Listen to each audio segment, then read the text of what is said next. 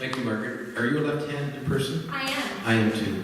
Well, We have to stick together. We have to stick together. The greatest 10%. It's a great pleasure for me to be here this evening. Tomorrow is officially my last day in office. And what better way to celebrate that than to be in Barrie, right? In lovely Simcoe County. Just to start, I think it's best that I say a few things about myself, just so that you have some kind of understanding of where I am. So it's very gratifying to me to be here with a bunch of people who were newly elected this past October, because in the barbaric early days of municipal politics, and I'm talking 1980, elections were well into November. And I was elected for the first time in November of 1980. As a very young person, I think I was 4. No, I was about 28 years old. I was very excited about being elected to anything, really. But my vision at that time was like, okay, I've got the political bug, and maybe I'll start off as a municipal councillor, and then maybe I'll, be an MP or something like that. And so when I first got into it, I really didn't have a clear idea of why I was doing it. And then in those days, it was a 2-year term. In 1982, I saw a promotion, as it turned out prematurely, and I lost by about 100 votes. And then I was out of municipal politics for 10 years, and I ran again in 1991, and I lost again by about 100 votes. And around that time, I was at a political function, and I happened to be within earshot of the then Mayor of Ajax and the then Mayor of Pickering, and they were having a chat, and they were talking about how much this developer had given them and how they should approach that developer for a contribution to this, and this developer will give this much, and this light bulb went on, and I went, oh, this is what they do. This is how they do this. And that was a memorable occasion for me, because it was at that moment that I realized that there were a lot of people involved in municipal politics, not because they wanted to make their communities rich and vibrant and a place where people wanted to live and raise their kids, but you can make a buck here. And if you talk to the right people and you schmooze the right people, you could get the development that you want and everything would be fine. And if you contribute to certain politicians, everything will go well. And it changed my outlook on it. And I didn't want to be an MP anymore. I wanted to be a municipal politician, because I thought, this is where it really happens. This is where the rubber ultimately hits the road. This is where people live.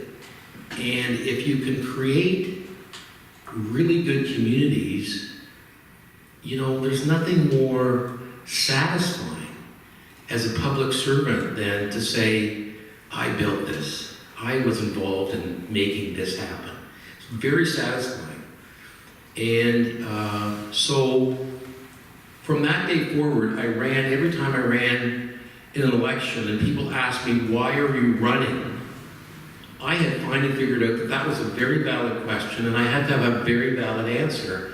And my answer was, I grew up in this community, I want this community to be great, I want it to respect this environment, I want it to be a place where my kids can grow up and I'm proud of it, and I'm not taking any money from any developer.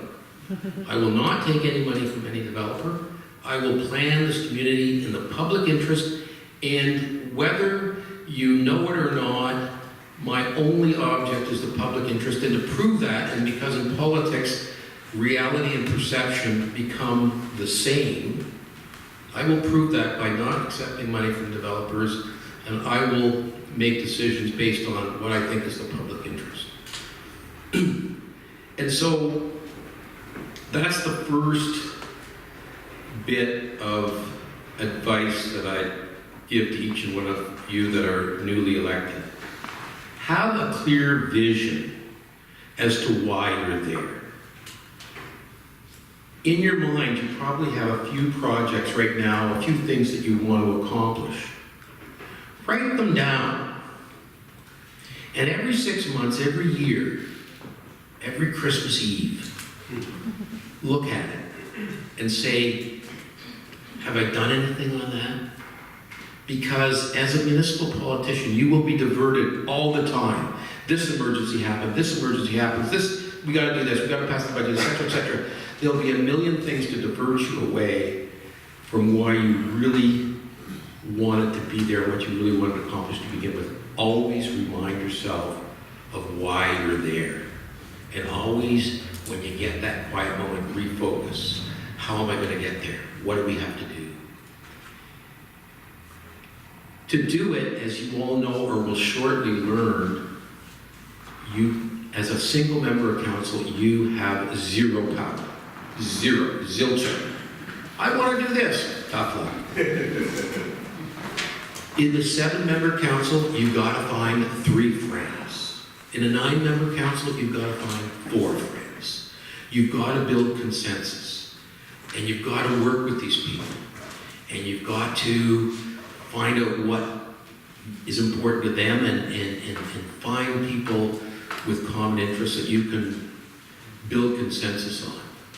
And, you know, I know that some municipalities, they have a troubled relationship between council and staff. I was very fortunate over 23 years as mayor. We had a fantastic staff, and I had a great relationship with them. And they got it. They knew what we wanted to do, and they clicked in and said, we will make this happen for you. If you have a good staff, that relationship between council and staff and being on the same page and signing up to the same program, very, very powerful. Because you can get a lot done. Find your friends on council, establish good relationships with staff, and set a path forward. And you can get a lot done. It doesn't always work out. And sometimes, as I was for many years, you're in the minority. And you're saying we should go here, and other people are saying, no, we don't want to go there. But never forget that your boss is the people. They elected you. And if you're saying something that's important, don't be reluctant to speak over the heads of your mayor and your fellow councillors and speak right to the people and say, I think this is important and this is why. Because if they agree with you, you can trump any mayor and any councillor, because if the people agree with you, it's going to happen. The ticket is, how do you persuade people that this is so bloody important that they need to support you? So I know a lot of you here are committed to or want to form consensus about sustainability and having a greener future for your community. And, you know, we throw around these words like sustainability, climate change, green space, etc. And we're kind of sloppy about the way we throw them around. You have to drill down a bit about what you're actually talking about. But let me give you my definition of sustainability. It's a very, very simple definition. In a world where this is possible, I'm walking down the street today with my mother, who's dead, and my 4 granddaughters, who are very much alive. And we're walking down the street, and my mother and my granddaughters are all extremely proud of me because I have helped create this fantastic place. Or conversely, they're all ashamed of me and they will not admit that that is my son and this is my grandfather because I screwed up royally. That's ultimately what sustainability is. Put yourself in the environment that you are and in your mind walk through it 30 years from now. Does it work? Do you have to retrofit everything at huge expense? Where people love living there? Is the environment around this community vibrant? Is the water fresh? Is the air breathable? Does the sewer system work? Does the stormwater management system work? Is waste handled effectively? So sustainability is really about everything. It's not just about trees. It's not just about streams. It's not just about the things we traditionally think about when we think about the environment and green space.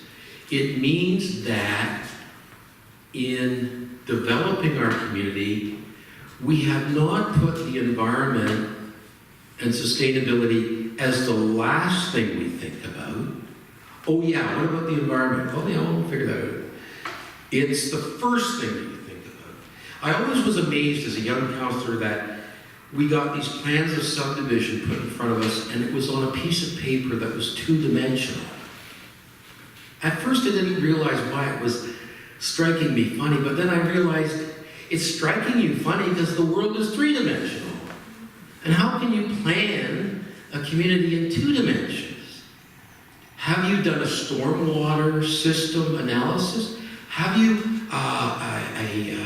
a plan as to how that river system works? Have you done a full watershed analysis? Do you know what's happening underneath that ground in terms of hydrology, et cetera, et cetera?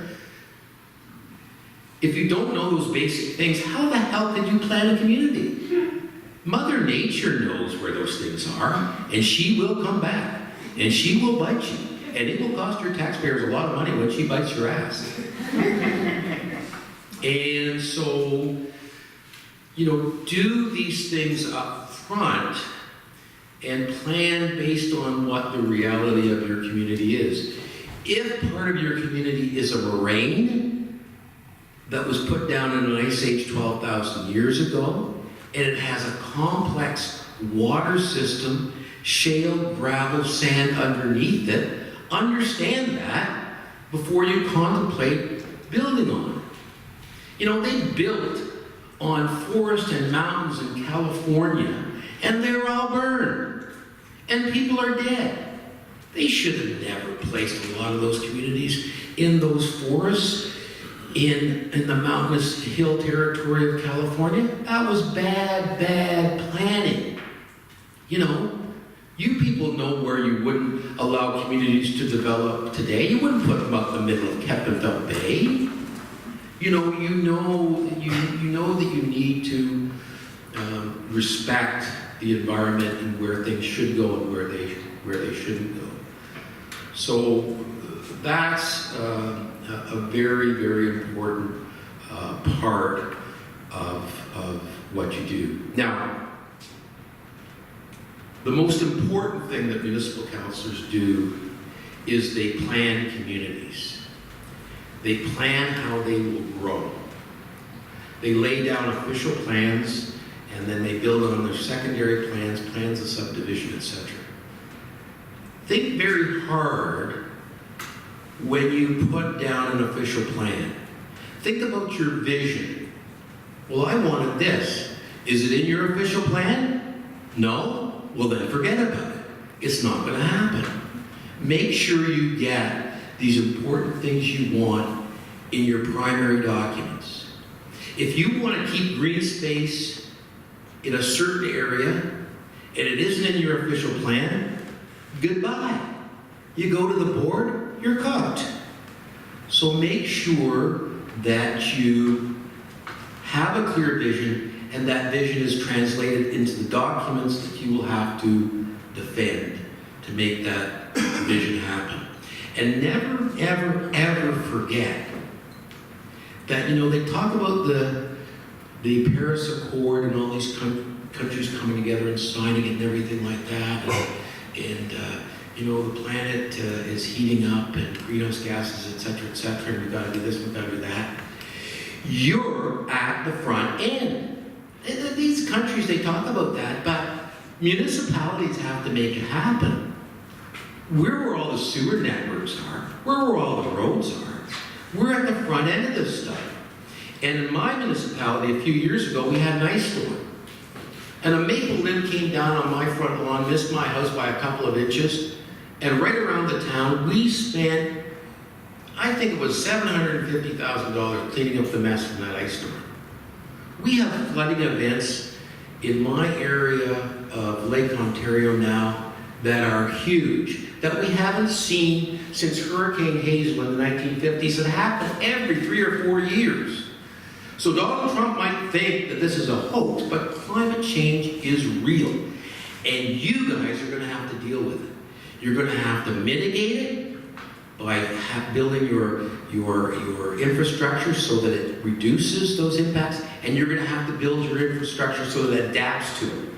So you don't have floods, so that you have stormwater systems that contain and filter that water. Because if you don't do that, instead of spending $5 million to mitigate this, you'll be spending $50 million to clean it up. And I bet you don't have $50 million in your budget for that.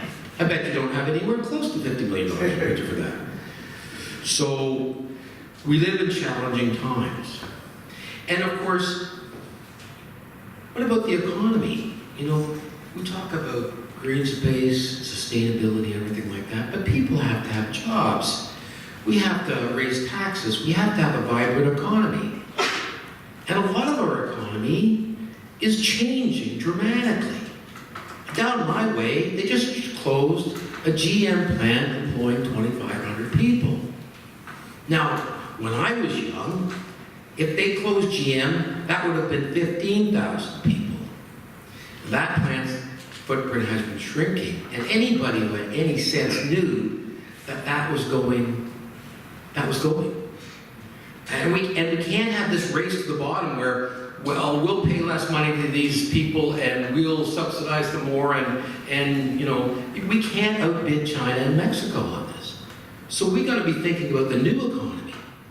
What works for people to have jobs in our community? What things do we have in our community that's going to attract people and money, and people want to be here, and the new jobs and the new technologies, etc. Like, I come up to Simcoe County all the time, usually in the winter, because I'm a cross-country skier. I go over to Hardwood Hills, you guys know where that is. And, you know, you guys got some great stuff up here. You guys, shit, you got Lake Simcoe.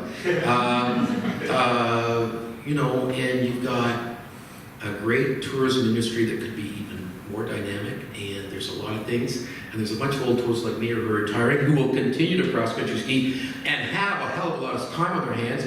And, you know, so you guys got to think about, you know, where's your new economy coming as well. So I got out of this business now because all these challenges scare the shit out of me. I want you guys to do nothing. Right? And you know, when I became mayor of Ajax, population was 60,000, and now it's 125,000. We had issues all the time, and we did a lot of good things in Ajax. We're a bicycle-friendly community. We have an urban forest policy. We have a greenhouse reduction policy in terms of greenhouse gases. We have 7 kilometers of publicly owned, accessible waterfront on Lake Ontario. We have some of the best environmental policies and have since the year 2000. We have no lands outside. Our urban boundary is the Greenbelt, and you know, we have been progressive in so many areas and so many things, and I'm so proud of what we've accomplished. And I say that I'm proud of what we accomplished because it was an effort between myself. I hope I gave some leadership. I had a great council that worked together and collaborated. I had great staff that worked together, and I had a public that even when I put in bike lanes and pissed people off, they kept electing me, okay? Because they trusted in what I said at the very beginning, is they trusted that I wasn't working for anybody but them. I wasn't working for the ABC Development Company. I was working for them and for their community and make it the best, most vibrant, sustainable community that there is. And the last thing I'd like to say to you is, we are our own worst enemies because we don't value what we do. And we denigrate each other and we say nasty things about other municipal politicians. But we are the most closely connected to what's happening and to the people that there is. We're not supported by any political parties. That's a good thing, but it's a lonely thing. And we don't have political parties to raise money for us. We have to raise our own money, run our own campaigns, decide on our own issues. And it's hard. It's hard when you don't have a party to say, you will vote this way, this way, this way, and this way. It's hard when you have to make up these tough decisions on your own. And that's why it's very, very important that you have a group like this that has similar ideas, and you bounce ideas off of there. Well, we tried that over in so-and-so, and it flopped, and here's why it flopped. And, here's what we're doing. And municipalities love to compete against one another. Oh, we can do that better than you. And so collaborating like this, feeding off each other's ideas, building on the resources that some people have. And I found dealing with people in politics that, I think I know everything, and then I talk to this person and I'm going like, wow, where did you get that? Because they have new ideas as to how to connect to people and communicate. And communicate with your electorate is key. Always remember that they are not involved day to day. You know stuff that they don't know. They don't particularly want to know. But every once in a while, you need to know that they know. You need to connect it to the curb. I call it connecting it to the curb. So you're talking about this green space, and people going, why is that important? Make sure you always make sure that people know why that certain thing that you think is so important is important to them. Why it connects to them. Connect it to their heart, connect it to their brain, connect it to their wallet, but connect it. And then they'll get it, and then they'll support you. Because if your basic premise is, we have to keep this place alive and vibrant and sustainable and green and a place that my grandchildren will love, people will get that if you explain it to them well. And if you don't, you won't get elected anyway, so who cares? Right? Anyways, I'm very flattered that